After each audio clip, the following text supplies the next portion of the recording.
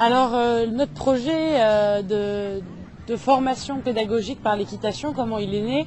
Eh bien, au début, c'était pas du tout ça le projet. On arrivait à Jericoacoara avec l'idée de travailler avec les pêcheurs et on s'est rendu compte assez rapidement que ça allait pas être possible. Et un petit peu par hasard, on est tombé sur les chevaux, qui était une passion commune de plusieurs membres de l'équipe. Et donc, on est allé faire une balade avec des jeunes qui proposaient des chevaux à louer sur la plage. Au cours de cette balade-là, on s'est rendu compte qu'il y avait des problèmes de mauvais traitement de ces animaux-là. Et notre projet initial, c'était vraiment de développer l'activité pour leur permettre d'avoir des meilleures conditions pour eux-mêmes et pour leurs animaux. Alors après, on s'est rendu compte que, donc première nouvelle, qu'il y avait de la concurrence, qu'il y avait déjà un ranch donc dans les dunes de Jericoacoara qui proposait des balades de très bonne qualité avec des chevaux bien dressés, en bonnes conditions, des guides, enfin quelque chose de vraiment professionnel, exactement ce que nous voulions faire. Par hasard, complètement par hasard, en fait, nous avons rencontré les gérants du ranch en question, donc qui proposent ces balades de qualité, et on a pu aller visiter le ranch et faire une balade avec eux et se rendre compte que réellement c'était ça qu'on souhaitait pour le premier projet d'aider les jeunes de la plage. Alors ce qu'on s'est aussi rendu compte c'est que la propriétaire de ce ranch-là est très impliquée au niveau de la vie communautaire de Jericoacoara et par exemple au niveau de l'occupation des enfants et de l'éducation des enfants. Et donc en discutant avec la gérante, on s'est rendu compte qu'il y aurait un potentiel réel de projet de développement d'une sorte d'équithérapie, formation, éducation pour les enfants de Jericoacoara avec les chevaux en partenariat avec ce ranch-là. Et donc finalement on hésitait un petit peu à concentrer nos efforts entre le projet de développement des activités équestres des jeunes de la plage et développer ce projet d'éducation en partenariat avec le ranch Bella Vista, donc qui étaient deux projets quand même assez distincts. Et la découverte d'informations plus spécifiques aux jeunes et des problèmes de drogue auxquels ils sont confrontés a fini par déterminer un peu sur quel projet nous allions travailler plus précisément. Donc dans les grands moments et les défis, le tout premier ça a été de découvrir qu'il y avait de la concurrence parce qu'on pensait qu'ils étaient tout seuls, donc du coup c'était vraiment une opportunité de marché dans le sens que les chevaux c'est vraiment une manière écologique de pouvoir se balader, d'être près de la nature, etc.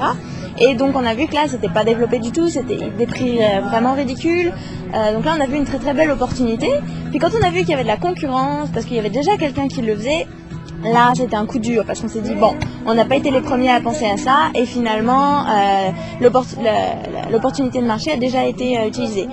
Bon, au final, ils ne développent pas vraiment l'activité en saison creuse, mais bon, ça a quand même été un premier coup dur.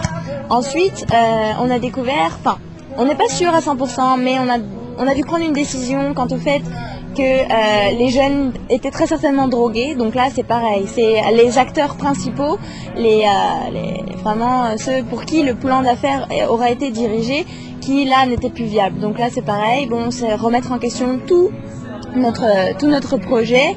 Bon, heureusement on en avait un autre, donc effectivement à chaque mauvais coup il y avait toujours un bon contre-coup, etc. Plus ou moins. Puis aussi la perte des membres, le fait de voir que les autres ne croient pas en le projet, c'est un coup dur parce que nous on y croit fort, mais on se dit si les autres n'y croient pas, ben il y a peut-être quelque chose. Fait que c'est vraiment un gros défi de continuer soi-même à croire au projet, à ne pas se laisser influencer par la vie des autres, à se dire non, moi j'y crois à ce projet, j'ai des raisons d'y croire, il faut y croire.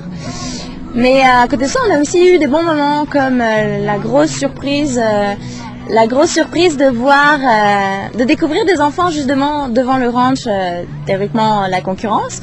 Et là, on a vu comment ils étaient avec les animaux, les chevaux, qu'ils adoraient ça. Et puis Chico, justement, celui qui s'occupe du ranch, lui, il est déjà en train de s'occuper des enfants. Donc ça nous a vraiment fait un grand regain de souffle pour le projet parce qu'on sait qu'on a pu sentir que oui, c'est un projet faisable.